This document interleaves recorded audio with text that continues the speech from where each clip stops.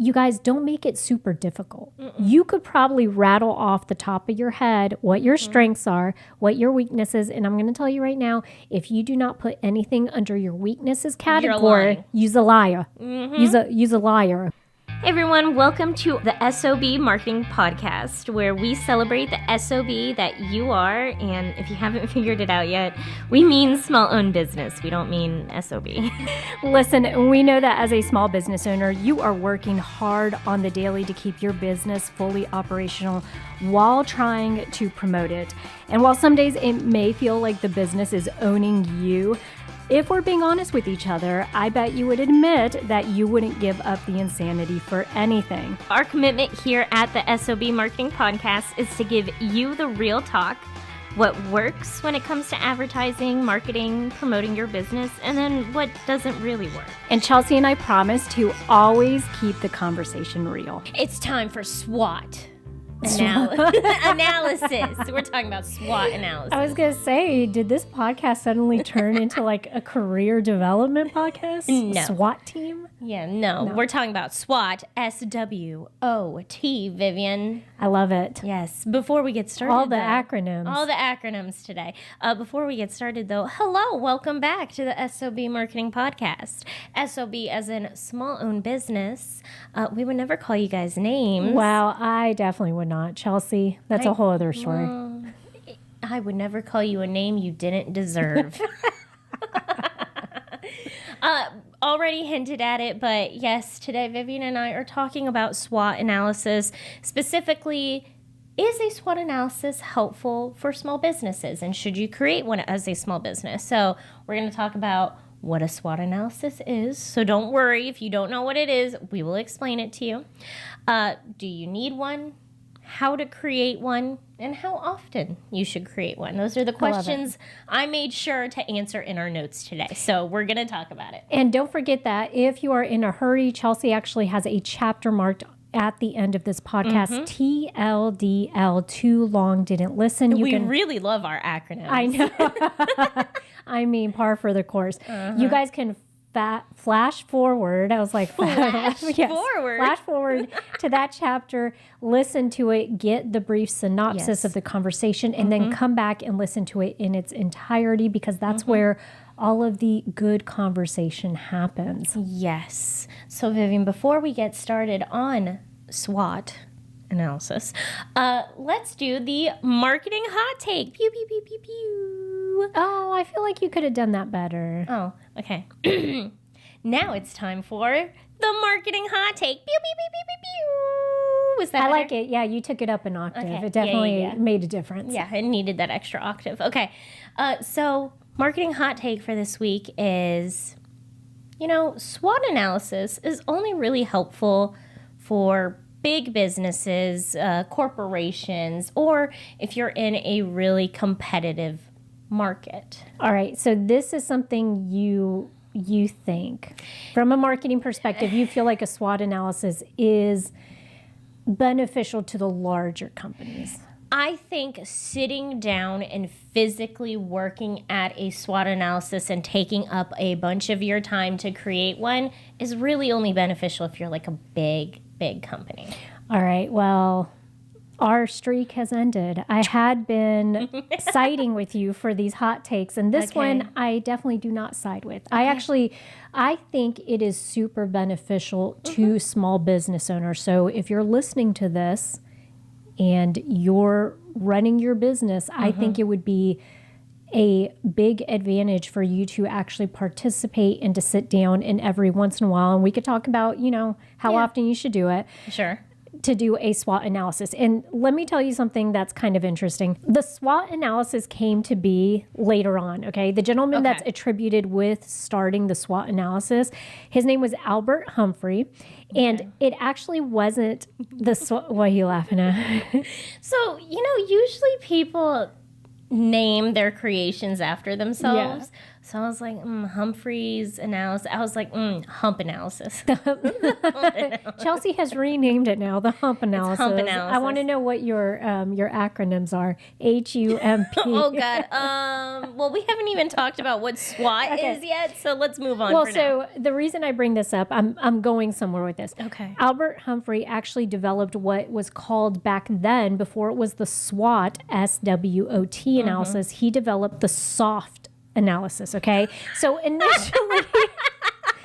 initially it was called this because they had started doing a research project for Stanford Research Institute, and what they were doing was, the purpose was to identify why corporate planning, long-term planning, was failing for Fortune 500 companies. So that was specific, the research. And the reason I bring that up, in SOFT, SOFT, back then actually stood for satisfactory, opportunity, fault, and threat.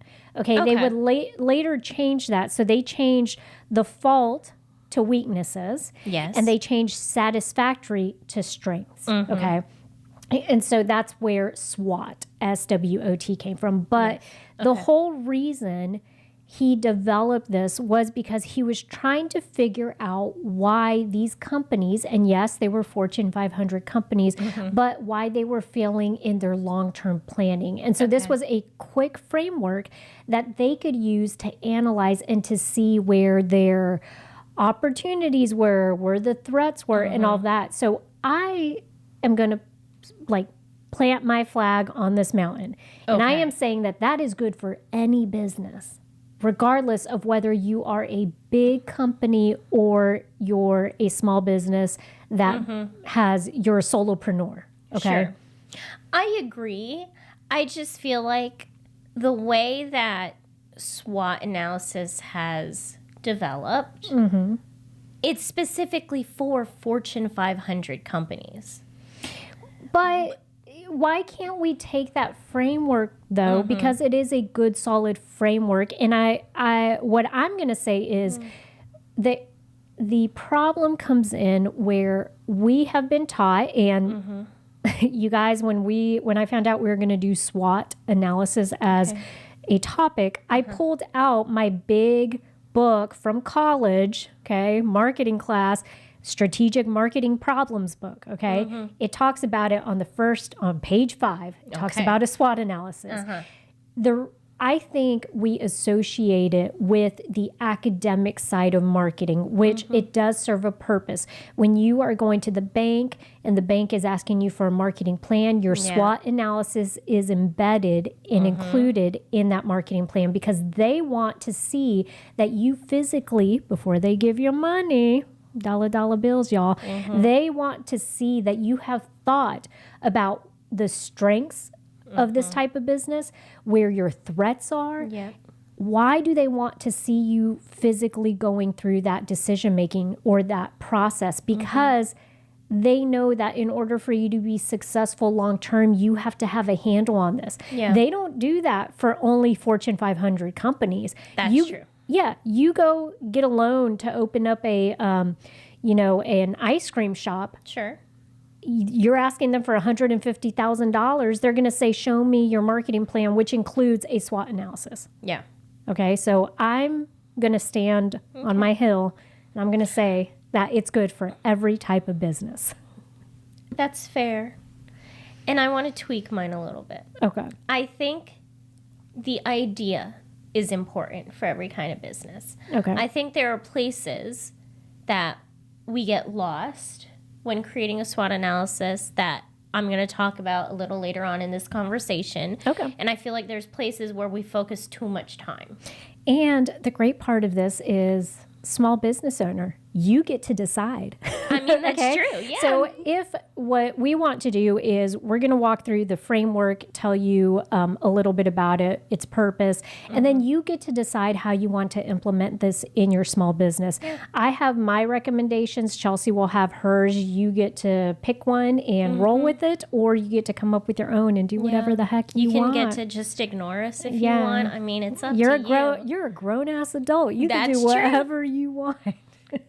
what if there's like a teenager listening? You're a grown, almost ass adult. You can. So you're still going to curse at the teenager? Got it. Okay. That's on brand for this This podcast. This podcast, yeah.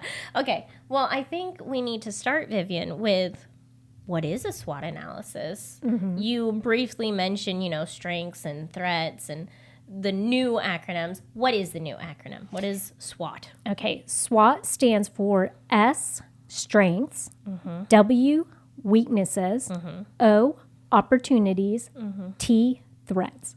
Yes. Okay. So a SWOT analysis is literally when you sit down and you think about, what are my strengths? What are my weaknesses? Go through all the letters. Yes, go through all of the things. I was going to say go through all the numbers, and I'm like, Go through all the letters. But what I want to add one more layer to that, if it makes it easier for you to understand exactly what you're doing. Remember, when we say framework, what that means is think of it kind of like a pencil and paper. Take out a sheet of paper, divide it into 4 quadrants, and then literally put SWOT, all right, and know what each one of those stand for. And then you're going to start to develop your list and write your notes. The strengths and the weaknesses, okay, the top part of that sheet of paper, the S and the W, these are going to be internal. Yes. Okay, so focus on your resources. Focus on your capabilities. Divide them into these 2 columns. What of your resources and capabilities is a strength? What works in your favor? And then what is a weakness, okay, of your resources and your capabilities? That goes in the W quadrant. Now, your opportunities and your threats, these are going to be external. Yes. Okay, the stuff outside of your business. So this could be market trends. This could be competition. That's a good way to think about it. Yes. I want to point something else. And this is my first beef with SWOT. And the way that we think about it. Man, we have a lot of beef. We have beef with Facebook. We have beef with... That's true. I'm beefing with everyone, apparently. I've got I'm problems. I'm cursing at everyone. You're beefing, fighting. Who raised us? I know, right? Shout out mom and dad. Okay, my issue is when we think about threats, I feel like everyone assumes we are talking about competition. Okay. My problem when this comes specifically to small businesses is I feel like sometimes as a small business, we're focusing too much time on competition. Okay. Threats is not only your competition. It's more than that. It can include, consumer behavior. It can include economic downturn. Maybe the economy is really bad right now. It can include the cost of your materials rising. Like, it's more than just competition. Fair. Yes. And I agree. And I think, like I was explaining, if you want to simplify it, it's anything that is external. Yes. That can have an impact on your business. Okay. Yeah. Sometimes that could be legal stuff that's going on, right? That's a big one. Yeah. Let's say you're in the weed industry and they're about to pass a law where basically, they're like, hey, you can't sell that anymore. Well, THC. Yes. Like, that's a big problem right now with the THC industry, is because everyone's trying to figure out what's legal and what's not. That is a threat for your business. Yes. Hemp is another one here in South Carolina that they, they're always switching the rules on. So that's the thing, is it's not just, like you said, the competition. It could be the government that they're passing a law that's going to impact you. It could be the government. That's someone else that got beef with. Let me stop. Go ahead. But so it could be a variety of things, to your point. I do like that you brought that and called that out specifically, because we naturally do tend to think that it is a competitor. Absolutely. And I do want to say, small business owner, yes, it's good to know what's going on with your competition. Let's not play the comparison game. Yeah. Let's not do that. Yeah. And so going back to this, when could we possibly, or when would we need to create a SWOT analysis? When should we, do you think, Chelsea, should we actually sit down as a small business owner and potentially do this I don't want to call it an activity. When do we want to do this analysis? Sure. For one, and you already mentioned this, number one time to do a SWOT analysis if you're getting a business loan. Yes. They will want to see one, 100%. If you're not doing that, then I think, one, it'd be great if you're already doing a rundown on your business, on your marketing. Okay. Like if you're revisiting your mission and your vision, if you're doing your quarterly reports or something like that, like if you're already diving in and going deep into what's going on in your business, I feel like a SWOT analysis would be helpful. Yeah. One. Two, I feel like, Vivian, and this is coming back to another one of my beefs with SWOT, I feel like we do this anyways. Okay. I feel like most businesses are already thinking about this. They're just not writing it down. I agree with that. I do. And maybe you guys can attest to this. If you're like Vivian, Chelsea, I think I think about my threats all the time. Yes, I understand. And I'm always looking for opportunities to grow my business. So you are doing some part of this already. This is just a formal process of sitting down, writing it down, and actually thinking it through. So what I'm going to say is you can do a SWOT analysis before you implement a big change in your business. If, let's say, you are a solopreneur or you're just a one-person show and you're suddenly going... Two-person show. Two-person show. Sorry. And then you're going to bring on another person. You're going to employ your first team member. This would be a great chance for you to sit down and do a SWOT analysis because I think it's going to lend itself to being helpful as far as you looking for opportunities, right, externally, or also you addressing your weaknesses now internally before you bring someone else into your mess, Honestly. So anytime you implement a big change, it could be launching a new initiative. So if you have a new product or service, it'd be good for you to get a good grasp and look at your landscape. What are my strengths? What are my weaknesses? If I go into this, what am I going to have to change internally before I launch this service? Do I have enough team members? Do I have limited monetary resources?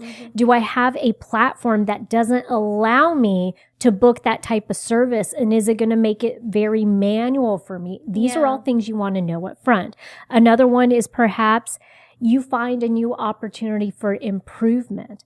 All right, great. Go ahead and do your SWOT analysis and then figure out, are you going to have any added stressors in there because of your current weaknesses or threats down the road? And then the last one is, you already said this, but if you're just doing an analysis of where you are in your business, this is a good one to throw in there. You guys, don't make it super difficult. You could probably rattle off the top of your head what your strengths are, what your weaknesses, and I'm going to tell you right now, if you do not put anything under your weaknesses category, use a liar. Use a liar, okay? We all have weaknesses. Vivian, what's our weakness? Our weakness is we were just talking about repurposing the content that we have, right? Absolutely. In order for us to get this podcast to grow, we have a ton of episodes. We also have to sit down and manually schedule content to promote listening to the podcast episode, right? The one way we're going to be able to maintain that consistency and showing up is to actually pre-schedule these things. Absolutely. And so, yes. But my point was, she immediately knew what it was. Yeah. You know, and I'm sure as a small business owner, you immediately know what it is. So don't lie. Write it down. Yeah. We want you to have an accurate analysis of what's going on in your small business. And at any point in time, if we are good business owners, we are going to know exactly what belongs in each one of these categories, because that means we have a pulse on our business. Absolutely. All right, so don't be saying, I ain't got no threats, I ain't got no weaknesses. Because then you a little liar. Use a little liar. A little liar. I do want to say real quick, though, Vivian, we in the past have done episodes on marketing plans, marketing budgets. We discussed you probably want to visit those quarterly. I would say visit this quarterly too. I would say include this when you're looking at your marketing plan and your marketing budget and all that stuff. Yeah, I think that's that's best practice. We would want you to do it quarterly basis. You're already in there looking at and evaluating how well you're doing on your budget, if anything needs to change with your marketing plan, what new marketing initiatives you want to do for the next quarter. Go ahead and throw this in there. But worst case scenario, if you're listening and you're like, I ain't got time for all that. Okay. Worst case scenario, we want you to do this once a year. Yes. Pick a time where you're slow in your business, whatever your dip is, go ahead and do this one. This doesn't even take a full day, you guys. Okay. This is going to take you not even an hour, but I'm going to give you an hour at most. Yeah. Find an hour out of your day at least once a year to do this, because we talked about the strengths and the weaknesses being internal factors. Your business is going to change year to year. Yeah. Okay. The opportunities and the threats being external factors. Your competition's always changing. The industry is consistently changing. Let me tell you guys, just because I have healthcare experience, the healthcare landscape now in 2026 is so different than when I started 15 plus years ago. Okay.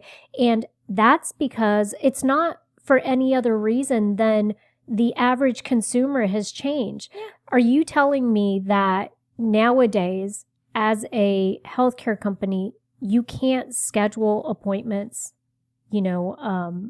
electronically or, online? Yeah. You're telling me I still have to call the office. You're telling me you can't digitize some of this payments and all this stuff. The landscape, the world has changed, and therefore these industries have to evolve with it. So once a year, worst case scenario, best practice, if you want to be a really good marketer, we want you to do this once a quarter. Yes, once a quarter. This episode of the S.O.B Marketing Podcast is brought to you by the S.O.B community.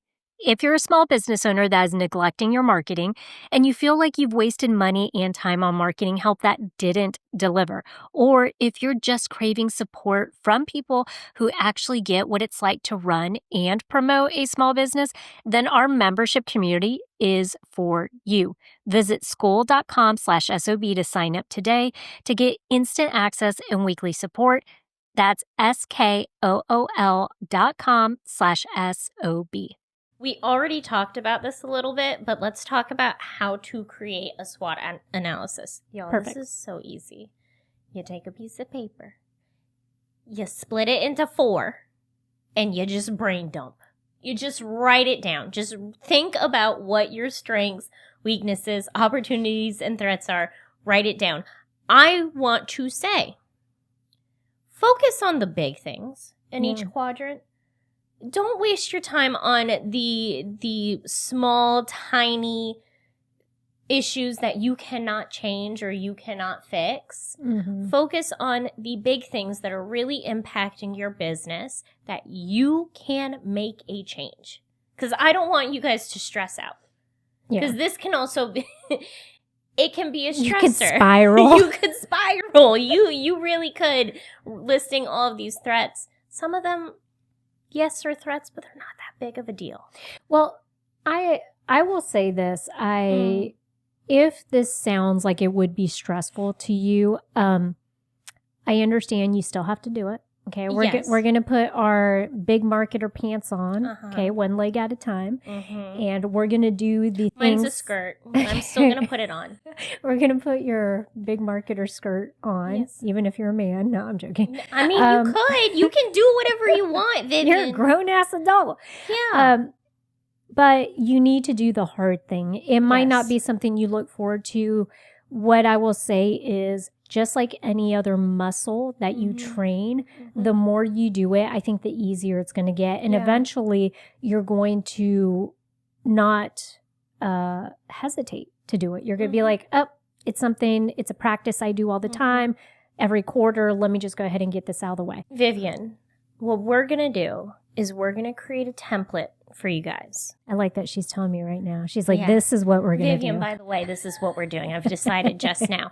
We're going to create a template so you guys can just print it off, and it's going to have like 2 questions for each category. I love it. Questions to ask yourself if you're having a hard time coming up with, your strengths or your threats. I can come up with a threat right now, which is me. Because I work with my big sister, and sometimes... No, I'm kidding. She does threaten me. You guys heard it here first, okay? So It's out of love. Yeah. Yeah. So if you want that download, that printable sheet that you guys can go ahead, print out, fill in, and then just keep it on a cork board or keep it with wherever else you're keeping your marketing plans and stuff. And then you could come back and revisit. Yeah. The So basically, your marketing plan that you take to the bank should have just like the seasoned marketer on everything, since we have like a marketing budget template. That's I think. right. Marketing We have all plan the templates. template. Yeah, just all the templates. But click the link in the description and you'll be able to download that for free. Yes. The one thing that I do want to point out here is, this is something, if it makes it a little easier for you to pony up, to get invigorated, to be able to fill this out, okay?